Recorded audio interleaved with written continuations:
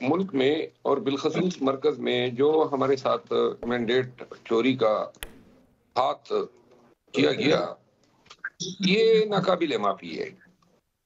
और जब तक ये अंडू नहीं होता है, जब तक ये रिवर्स नहीं होता है, कौम को और पार्लियामान को इनके असली वारिस नहीं दिए जाते हैं, इस पे ये आउट ऑफ क्वेश्चन है कि कोई मुफ़ाहमत हो है। एहतजाज रहेगा, जारी रहेगा। और अली अमीन साहब की बात आपने की। अली अमीन साहब का विजिट जो है, उसको अगर आप मुफ़ाहमत समझते हैं, तो मैं थोड़ा-सा इस पे एतराज़ ये ज़रूर करूँगा कि अली अमीन साहब एक सूबे के वज़ीर आला हैं। वो सूबा शदीद माशी मुश्किलात का शिकार हैं और पाकिस्तान तहरीक इंसाफ के वर्कर्स गरचे उनका ज़हन ये नहीं मानता है कि कोई वज़ीर आला हो, पीटीआई का हो, वो शहबाज शरीफ के पास जाए। लेकिन उनको इन चीज़ का इदराक भी नहीं है कि एक दफ़ा वज़ीर आज़म का हलफ़ हुआ, सदर का हलफ़ हुआ, इसके बाद जो है शहबाज शरीफ साहब पेशावर आए, लेकिन इन तमाम मौक़ों पे अली अमीन साहब नज़र नहीं आए। जी हाँ। और वजह ऑब्वियस है कि अली अमीन साहब को इदराक था कि पार्टी वर्कर जो हैं उनकी किसी इंटरेक्शन को पसंद नहीं करेंगे। लेकिन जब अली अमीन साहब ने ये डिसाइड किया कि हम वहाँ जाते हैं और वज़ीर आज़म से मिलते हैं, तो इसके पीछे दो अवामिल कार फरमा थे। एक तो वो ये पैगाम देना चाहते थे पूरे पाकिस्तान को कि पाकिस्तान तहरीक इंसाफ का वज़ीर आला या पाकिस्तान तहरीक इंसाफ का कोई भी मनसब रखने वाला शख्स जो है, आईनी तकाज़ों के तहत, कानूनी तकाज़ों के तहत एक वर्किंग रिलेशनशिप जो है वो चलाएगा। कोई अड़धर्मी नहीं है, कोई ज़िद नहीं है, कोई ऐसा अमल नहीं है कि लोग हम पे ये उंगली उठाए कि जनाब एक सूबा आपको मिल गया, अब इतना भी आपका रवैया जो है मुनासिब नहीं है कि आप किसी से मिल बैठे। दूसरी बात जिसने अली अमीन खान को मजबूर किया कि वो जाए वज़ीर आज़म साहब के पास, वो थी सूबे की दिगरगू माशी हालत। और हमारे हाइडल नेट में और दीगर रॉयल्टीज की मद में हमारे बकायजात है मरकज की तरफ, वो मिलेंगे तो सूबा जो है उसमें अदायगी भी होगी, तो तनख्वाहें भी अदा होंगी। साहब ये बताएं कि जब मुफाहमाना आया है अली अमीन गन्नापुर ने, तो उस पर तो कुछ इतराज ये भी है कि उन्होंने खान साहब को एतमाद में लेकर ये कदम उठाया वज़ीर आज़म से मुलाकात का, ऐसा ही है क्या? मैं शायद ये कहूँगा कि खान साहब की आशीर्वाद नहीं थी इसमें, लेकिन खान साहब ने नाराजगी का इज़हार भी नहीं किया। खान साहब को ये इल्म नहीं था कि अली अमीन खान जो हैं वो गए हैं और फिर उनकी मुलाकात हुई है और इसके बाद नून लीगियों के हमरा उन्होंने मीडिया से खिताब किया है।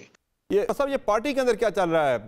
ये इख्तलाफात हैं या एक दूसरे की जड़ें काटने की कोशिशें हो रही हैं? हो क्या रहा है कि एक तरफ पहले आपने खुद ही कल इतराफ़ किया कि दो गलत फैसले तहरीक इंसाफ से हुए, कि पहले आपने कहा जी शरानी साहब से मामला तय पा गए थे, उसके बाद फिर ये बल्लेबाज वाले तरीके साहब नजरियाती वाले कहाँ से आगे, इसकी तहकीकात होनी चाहिए। दूसरा आपने कहा कि MWM से मामला हमारे ठीक हो गए थे, ठीक आगे बढ़ रहे थे, फिर अचानक से सुन्नी इत्तेहाद कौंसिल से इलाक हो गया, जिससे 80 नशिस्तें जो तहरीक इंसाफ की ज़ाया हो गई। तो ये कौन कर रहा है पार्टी में ये फैसले जिससे पार्टी को इतना बड़ा नुकसान हो रहा है? ये इख्तिलाफात तो नहीं है, असल में ये फैसले गलत फैसले हुए हैं और ये गलत फैसले जो हैं इनकी कीमत जो है वो हमें चुकानी पड़ रही है। ये इसका ताल्लुक इख्तिलाफात से तो नहीं है। जिन्होंने गलत फैसले किए हैं उन पे जिम्मेदारी फिक्स होनी चाहिए। मैंने ये कहा है, मैंने किसी का नाम नहीं लिया है, मैंने किसी इख्तिलाफ की बात नहीं की है, मैंने दो गलत फैसलों की निशानदेही की है। तो लिहाजा कल जब हम खान साहब से मिले, इस पे काफी हमारी गुफ्तगू हुई। बैरिस्टर गौर साहब मौजूद थे, उमेर नियाज़ी साहब मौजूद थे और खान साहब ने भी ये मौक़िफ़ तस्लीम किया कि ये वाकई गलत फैसले हैं और ये फैसले नहीं होने चाहिए थे। क्यों कर हुए, इस पे मैंने कहा था कि ये मैटर प्राब होने चाहिए और पीटीआई को भी पता चलना चाहिए और कौम को भी पता चलना चाहिए कि ये किन लोगों ने फैसले किए, और जिन लोगों ने फैसले किए हैं फिर उनके नाम सामने आने चाहिए, क्योंकि ये तस्लीम शुदा है कि दोनों फैसले गलत थे। आपको तो पता होगा कि कौन लोग थे ये सारे फैसले करवाए, और उन लोगों का क्या मुहासबा नहीं होना चाहिए जिनकी वजह से पार्टी को इतना बड़ा नुकसान हुआ है? अब अगर मैं ये इस सवाल का जवाब दूं तो फिर इख्तिलाफ शुरू हो जाएगा। ये मेरा काम नहीं है। मैंने खान साहब ने बेसिकली इस चीज को की निशानदेही की है और हमने इत्तेफाक किया है, लिहाजा ये पार्टी का काम है कि इसको, अगर मैं अपने तय निशानदेहियां करूंगा तो आपको पता है मेरे तो सर के बालों से ज्यादा मेरे दुश्मन पैदा हो गए हैं। तो मरवत साहब फिर कोई तो लेके आया, जब आपके शरानी साहब से मामलात बिल्कुल ठीक आगे बढ़ रहे थे तो कोई तो लेके आया ये तरीके साहब नजरियाती वालों को। तो क्या ये किसी ने कोई पुश किया उनको जानबूझ के पार्टी के अंदर एक साजिश के तहत? ये था क्या मामला? मैं हल्फन कहता हूं कि न मैंने बल्लेबाज को कभी देखा है, वो जो चेयरमैन था, न मुझे इल्म था, मेरे फरिश्तों को भी इल्म नहीं था। जिस दिन कागजात नामजदगी जमा हो रहे थे अचानक इतला आ गई कि जी बल्लेबाज के कागजात आपने जमा करने हैं। ये सिर्फ बल्लेबाज नहीं देखा या उनसे मिलवाने वालों को भी आपने नहीं देखा पार्टी के अंदर, जिन्होंने मिलवाया पार्टी के अंदर उनको? ये वो आप याद करें ना, वो दौर या वो वक्त जब आखिरी यानी 24 घंटे से भी कम टाइम कबल हमें इल्म हुआ कि बल्लेबाज भी कहीं हैं और हमने उनकी पार्टी के टिकट पे अप्लाई करना है। मुझे खुद मतलब है कोई कागजात के नामजदगी जमा होने की कोई 8-10 घंटे कबल पता चला कि बल्लेबाज के साथ कोई बात हो गई है। अच्छा, मुझे ये बताएं मरवत साहब के ये अली मीन गंडापुर की बारे में मुझे बताएं कि एक दिन पहले तो वो बड़े गनगरज वहाँ से उनकी सुन रहे थे कि ये फॉर्म 47 की पैदावार वज़ीर आज़म और सदर है, तो एकदम से उनकी टोन जो है वो चेंज क्यों हो गई? मुज़ामती टोन से मुफाहमती टोन उनकी कैसे हो गई कि वो तो बड़ी बातें कर रहे थे एक दिन पहले, तो क्या ये जो इलेक्शन कमीशन ने नोटिस भेजा अली मीन गंडापुर को, वो नोटिस जो है उसने उनकी टोन बदल दी? मैं नहीं समझता हूँ कि इलेक्शन कमीशन के पास ये इख्तियार हैं इस मुकदमे को प्रिजाइड ओवर करने का। ये इलीगली इन्होंने जुरिस्डिक्शन रिज्यूम किया और इसको हम चैलेंज कर रहे हैं हाई कोर्ट में। अच्छा, ये अलीपुर की इस्लामाबाद में मुलाकात सिर्फ वज़ीर आज़म से हुई है या कोई दीगर मुलाकातें भी उनकी हुई हैं इस्लामाबाद के अंदर? कोई दो और मुलाकातों की बात भी चल रही है, गालिबन कल कोर कमेटी में उनसे पूछा भी गया था उस बारे में। देखिए मैं कोर कमेटी की कल की मीटिंग में मैं अपनी मसरूफियात की वजह से शामिल नहीं हो सका क्योंकि मैं जेल में था उस वक्त, जिस वक्त कोर कमेटी का इजलास था, तो मुझे इल्म नहीं है और ना अली खान से मेरी बात हुई है कि उनकी और किन लोगों से मुलाकात हुई है। अगर आप रोशनी डाल दें तो फिर मैं तो आपको तो गोया आप सिरे से इन मुलाकातों के बारे में इल्म ही नहीं है कि जिनके बारे में एक खबर आ रही है कि भाई उनकी मुलाकातें दो हुई हैं वज़ीर आज़म से मुलाकात के अलावा, और ये कोई दो गैर सियासी शख्सियात से उनकी मुलाकात थी। मैं चले आपके लिए ज़रा आसान कर देता हूँ।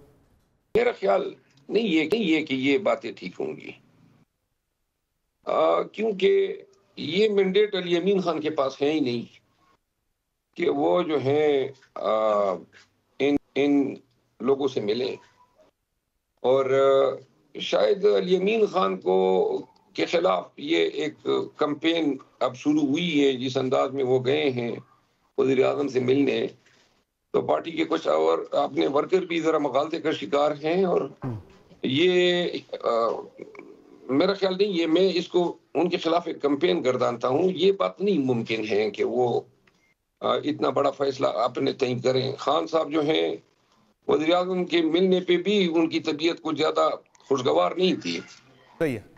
अब वजह ये कि क्योंकि खान साहब से मुलाकात के बाद जब मैं बाहर निकला तो अली अमीन खान की मेरी उनकी कॉल आई और फोन पे हमारी बात हुई, तो जो भी उनके हवाले से बातचीत थी मैंने उनको बताई कि, और वो फिक्रमंद भी थे खान साहब के लिए। तो फैसले पे आपको बताया अली मीन गंडापुर ने कि वो कब हटा रहे हैं आईजी खैबर पख्तूनख्वा को, क्योंकि इस्लामाबाद में तो गंडापुर साहब ये कह रहे थे पीएम के साथ मुलाकात के बाद कि आईजी के साथ कोई मसला नहीं, आईजी को रिटेन कर रहे हैं, चीफ सेक्रेटरी को हटाएंगे। मेरा ख्याल नहीं है कि खैबर पख्तूनख्वा के वर्कर इस आईजी को रिटेन करने की इजाजत देंगे। इस आईजी ने बड़ा जुल्म ढाया है पाकिस्तान तहरीक इंसाफ के वर्कर्स पे।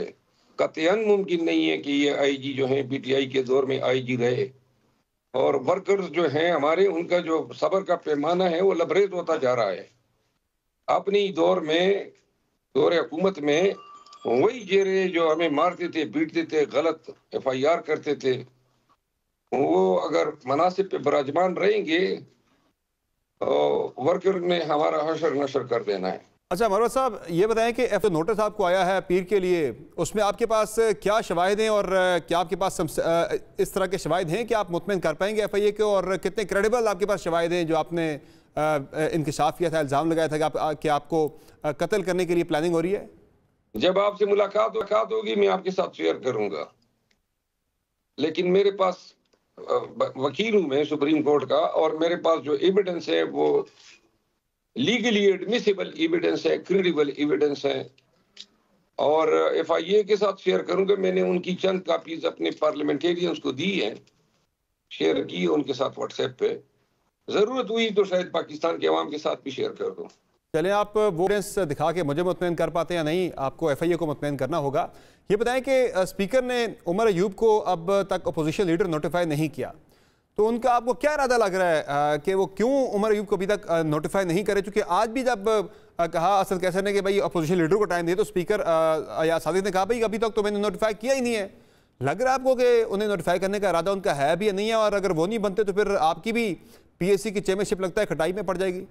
बहरहाल अगर वो अपोजिशन भी खुद बनना चाहते हैं और हुकूमत भी खुद तो है, तो ये नई रिवायत भी डाल दें। बाकी ये किसको देंगे अगर उमर अयूब खान को नहीं नोटिफाई करेंगे?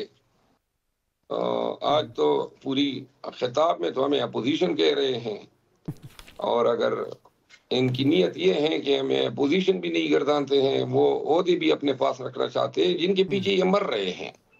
ओहदा जो है ना, वो चाहे सदर का हो, चाहे गवर्नर का हो, और चाहे सब्जी मंडी के आड़तियों के यूनियन के सदर का हो, ये वो भी नहीं छोड़ेंगे। तो लिहाजा अपोजिशन लीडर का भी एक ओहदा है, पेक चेयरमैन का भी एक ओहदा है। अगर उनकी नजर इन पे भी है तो ये कोई अजूबा नहीं होगा मौजूदा हालात में कि वो इन ओहदों को भी हथिया ले। अच्छा मरवत साहब, आगे का लायमल बताएं कि आगे तरीके साफ करने का जारी है। धांधली से मुतल्लिक आपका ये दावा है, आप कहते हैं कि 180 सीटें आप जीत रहे थे, लेकिन जो आपकी तरफ से अब तक जो ट्रिब्यूनल में या इलेक्शन कमीशन में पिटिशन आई हैं वो सिर्फ 35 हैं। 35 शिकायत क्यों हैं जब आप 180 सीटें क्लेम कर रहे हैं, और अभी तक आप सुप्रीम कोर्ट ऑफ पाकिस्तान क्यों नहीं गए इस धांधली वाले मामले पर? और आगे ये बता दें कि आपका लायमल क्या है? कोई बड़ा आप कोई लॉन्ग मार्च करने जा रहे हैं? जब आप मुजामत की जो बात कर रहे हैं, कोई बड़ी आप यानी कोई तहरीक चलाने जा रहे हैं? ये हम अब जलसे शुरू कर रहे हैं मुल्क भर में, एहतजाजी जलसे होंगे। पहला जलसा 23 मार्च को रात 10 बजे इस्लामाबाद में होगा। ईद के बाद कोई लॉन्ग मार्च करने जा रहे हैं आप? लाहौर और कराची के जलसों के बाद हम लॉन्ग मार्च की ऐलान या काल। और ये लॉन्ग मार्च के बाद कोई धरना होगा इस्लामाबाद में, या किस तरह से आप तहरीक को आगे बढ़ाएंगे? प्लान क्या आपका? लगता ये है कि शायद लॉन्ग मार्च आखिर में हमें शायद धरना ही देना पड़ेगा, नजर ये आ रहा है। ये हमें लॉन्ग मार्च और धरने की तरफ धकेल रहे हैं। मरवत साहब, मुझे ये बताएं कि एक तरफ आप जब अपने सूबे की बात आती है, आप कहते हैं कि खैबर पख्तूनख्वा में मुआशी सूरत हाल बहुत बुरी है, बहुत दगरगू है। उसके लिए आपके वज़ीर आला मुफाहमत करते हुए आके मिलते हैं वज़ीर आज़म के साथ, कॉम्प्रोमाइज़ करते हैं ना अपने स्टैंड के ऊपर के सूबे के लिए। दूसरी तरफ मुल्क के मुआशी मामलात भी बहुत ज़्यादा ख़राब है, जिसके लिए हम IMF के पास जा रहे हैं, और IMF का डेलीगेशन अभी पाकिस्तान के अंदर आजकल मौजूद है। ऐसे टाइम पे आपका अमेरिका में IMF हेडक्वार्टर के बाहर एहतजाज करना, क्या ये ख़त लिखने के बाद दूसरा जो आपने इकदाम उठाया, ये ज़्यादती नहीं है पाकिस्तान के साथ कि उनका डेलीगेशन जहाँ बैठा है और आप उनके खिलाफ वहाँ IMF के हेडक्वार्टर के बाहर आप एहतजाज कर रहे हैं वहाँ पे? सबर अब्बास साहब, ये आपने बात नून लीगियों वाली की है, वो बात ये तो आपको नून लीग की लग रही है। देखिए, अगर आप ये समझते हैं कि पख्तूनख्वा सूबा जो है इसके मफादात जाएं खूह खाते, और कोई जरूरत नहीं है, बस हटदर्मी दिखानी है, जिद दिखाना है। ये तो यही बात की है मरवत साहब, जो आप कह रहे हैं कि आप तो नून लीग वाली बात करें। मैंने तो यही बात की है कि सूबे के हालात अगर मुआशी खराब हैं तो सूबे ने पैसे सेंटर से लेने, तो सेंटर के पास पैसे कहाँ से आएंगे? वो खुद IMF से आजकल पैसे मांग रहे हैं, तो IMF का प्रोग्राम आप वहाँ पे एहतजाज कर रहे हैं, वो प्रोग्राम सबोताज हो सकता है। मैं भी तो पाकिस्तान की बात कर रहा हूँ, आप जो बात आपको नून लीग की लग रही है। पैसे मेरे भाई, पैसे अगर ना होते तो ये 2 करोड़ 72 लाख के मरियम नवाज टायर खरीदती जो अभी मीडिया पे सुन रहे हैं। तो पैसे हैं तो टायर जो हैं वो 10 गुनी की कीमत पे खरीदे जा रहे हैं। गुजारिश ये है कि IMF को हमने ये नहीं कहा है कि आप पाकिस्तान को कर्जा न दें, हमने ये कहा है कि कर्जा देना है उस हुकूमत को दें जिसका ऑडिट हो, इलेक्शन ऑडिट, जो मुंतखब हो सही तौर पे उनको। अब ये मुतालबा अगर किसी को गलत नजर आ रहा है तो उनकी अकल पे जो है सिर्फ मातम किया जा सकता है। मरवत साहब, आपने प्रोग्राम में अपना कीमती वक्त दिया। नाज़रीन, ये जो शेर मरवत साहब ने बातें की हैं, कल भी इनका बयान सामने आया था कि जो तहरीक इंसाफ ने इत्तेहाद किया सुन्नी इत्तेहाद कौंसिल के साथ, इससे तहरीक इंसाफ को नुकसान हुआ है। इन फैसलों के बारे से अब सुन्नी इत्तेहाद कौंसिल के जो सरबराह हैं साहबजादा हामिद रजा साहब, कुछ देर पहले उनका बड़ा सख्त बयान सामने आया है। उन्होंने सोशल मीडिया ऐप एक्स के ऊपर जाके अपनी भरपूर राय का इज़हार किया, खुल के तहरीक इंसाफ पे तनकीद की है। और साहबजादा हामिद रजा साहब और तहरीक इंसाफ के दरमियान लगता है कि अब मामलात काफ़ी ज़्यादा बिगड़ने की तरफ जा रहे हैं, बिगाड़ की तरफ जा रहे हैं। साहबजादा हामिद रजा साहब ने शेर मरवत को जो है नाम ना लेते हुए जवाब दिया है और उन्होंने कहा जी कि पीटीआई के 2 हफ्ते मामलात घर में ही हल करे तो बेहतर होगा। सुन्नी इत्तेहाद कौंसिल का फैसला इमरान खान ने किया था, मेरी तरफ से कोई दरख्वास्त नहीं गई थी। इंतखाबी निशान से लेकर मखसूस नशिस्तों तक मेरे पास बताने को बहुत कुछ है। अगर मैंने भी टॉक शोज में बैठकर कुछ बोल दिया तो कई लोग शक्ल दिखाने के काबिल भी नहीं रहेंगे। ये कहना है साहबजादा हामिद रजा का। तो ये तहरीक इंसाफ के रहनुमाओं को मुखातिब करके कह रहे हैं, वो कह रहे हैं मेरी कमिटमेंट खान साहब के साथ है, हमेशा रहेगी। मैं फजूल की मीडिया पब्लिसिटी के लिए खान साहब का बुरा नहीं सोच सकता, सिर्फ इसलिए खामोश हूँ। हिदायत लेकर फूट मत डलवाएं। ये हिदायत लेकर फूट डलवाने का भी ज़ाहिर है जो इल्ज़ाम लगा रहे हैं वो शेर अफजल मरवत के ऊपर ही लगा रहे हैं। चूँकि मरवत साहब के साथ हमारा सेगमेंट है वो रिकॉर्डेड था, जवाब उनके, तो अब हम हमसे ज़रूर इस पर मौक़िफ़ लेते।